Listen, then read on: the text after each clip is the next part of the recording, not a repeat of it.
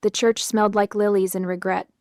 I remember the sound of rain tapping on the stained glass windows as I stood by my mother's casket, my hands trembling against the black lace of my thrift store dress.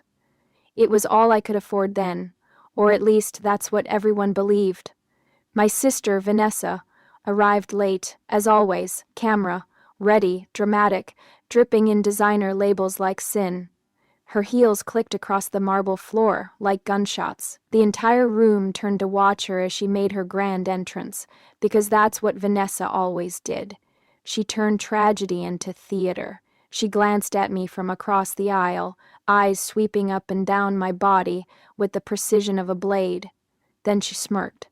That cruel, familiar smirk that had haunted me since childhood, and whispered loud enough for the pew behind her to hear. "Couldn't you at least dress decently for Mom's funeral, Simone? She deserved better than that." A few people gasped. I stared at her, numb. I wanted to scream, to tell her that I designed the dress myself, that I'd stitched it together at 2 a.m. after nights of crying because Mom was gone, because our family was nothing but splinters now. But I didn't. I just smiled quietly. She had no idea, no one did, because behind that plain black dress, behind my quietness, my stillness, my years of being the forgotten daughter, I had built an empire in silence. But let's rewind. When we were kids, Vanessa was the golden one. Beautiful, confident, loud. I was the quiet shadow in her perfect spotlight. She modeled. I sewed. She wore clothes like they were made for her. I made clothes like they were meant to save me. When Mom passed away, I was 23, broke and invisible. Vanessa had already signed with a major agency in New York. She never called, not once, until that day, the day she mocked me at our mother's funeral. I remember the pitying looks from our relatives, the whispers. "Poor Simone, she's never quite gotten her life together." I stood there, lowering my eyes, pretending not to hear. But inside, something cracked open, something dark and determined. That night, after the funeral, I went back to my small apartment, a space no bigger than a closet, and stared at my reflection. My eyes were red, my heart was raw, but there was a fire behind my exhaustion. I looked at myself and whispered, "You will never feel small again." And I meant it. I worked like a woman possessed. I sold my laptop to buy fabric. I stitched clothes by hand, one by one, sleeping on the floor beside the sewing machine. I designed, failed, redesigned. I studied fashion trends, watched runway shows on YouTube, tore apart old garments to learn how they were built. And then, one night, one single night, a miracle happened. An influencer with 2 million followers stumbled upon one of my handmade jackets at a thrift market. She wore it, tagged me, and within hours, my tiny Etsy shop exploded. Orders poured in from all over the world. That was the spark. From there, I rebranded, registered a company name, hired 2 friends, and built everything from scratch. No loans, no investors, just raw obsession and sleepless nights. I called my brand Saya, the initials of my full name, Simone Isabel of Drubbers, Ramon Isabel Anderson. Simple. Elegant. In 5 years, Saya became one of the most recognizable sustainable fashion labels in the world. Celebrities wore my designs. Magazines called me a visionary recluse. I never showed my face publicly. I wanted my art to speak, not the past, but the past has a way of finding you. Last year I got an email. It was from a fashion agency in New York. The subject line read, "Collaboration Anderson XIEA, Vanessa Anderson XIEA." My heart stopped. She didn't even know.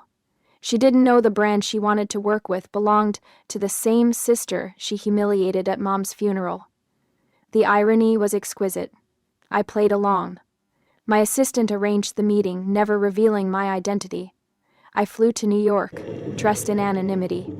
Sleek black suit, dark glasses, hair tied back. The conference room was high above the city, with floor-to-ceiling windows overlooking the skyline. She walked in wearing a bright red dress, the kind meant to make people stare. She shook hands with my assistant, flipping her hair like a celebrity who'd never known humility. And then I turned to face her. For a second, she didn't recognize me. She blinked, confused. Then, slowly, realization washed over her face. "Simone?" she said, voice cracking. "Hello, Vanessa," I replied, calm and steady. "It's been a long something." She stammered something, trying to regain control. "Wait, you're the owner? The designer? Of Saya?" I smiled. "The same one you said couldn't dress properly for Mom's funeral." The silence that followed was heavy. You could feel it pulse through the room. She looked pale. Her eyes darted to the others in the room, executives, assistants, cameras. As if searching for an escape, there was none. Asked me forward.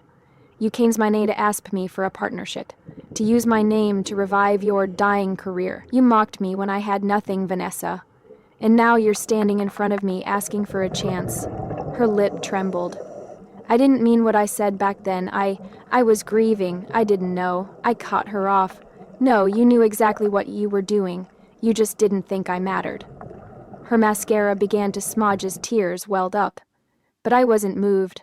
Not this time. I turned to my team and said, "The meeting is over." Vanessa gasped. "Please, Simone, don't do this. I need this collaboration. My agency's dropping me." I stood up and looked her dead in the eyes. "You should have thought about that before laughing at the woman who made her own dress." And then I walked away. The next morning, every major fashion news outlet was talking about it. How the reclusive founder of Saya personally rejected Vanessa Anderson's proposal, exposing her arrogance in fronted repressed. My inbox flooded with interview requests, but I and Walk flooded with decline them all. I didn't need to explain myself. The truth had already spoken. Months passed. My empire grew. We expanded into Europe, then Asia. Saya hit a valuation of 2.4 billion. Investors called me a genius, employees called me a legend, but in quiet moments when the world went still, I thought of Mom, of her hands guiding mine as she taught me to sew when I was just a child. She used to say, "Your gift will make room for you, Simone, even if the world tries to close every door." And she was right. One day I visited her grave. The air was crisp, the sky soft with sunset. I laid down a bouquet of lilies, her favorite. As I turned to leave, I saw Vanessa standing a few rows away, in a plain dress, holding a wilted flower. She looked thinner, smaller somehow. Our eyes met for a moment. I didn't speak, neither did she. But in that silence, everything was said. She looked at me with a mix of guilt and awe, as if realizing too late the power of the sister she once mocked. I walked away, the gravel crunching beneath my heels, the same sound her heels made years ago at the funeral. But this time I wasn't walking away from shame, I was walking into victory. Because revenge isn't about destroying someone. It's about proving that their cruelty could never define you. And as the wind brushed against my face, I whispered, "Rest now, Mom. Your daughter finally made it."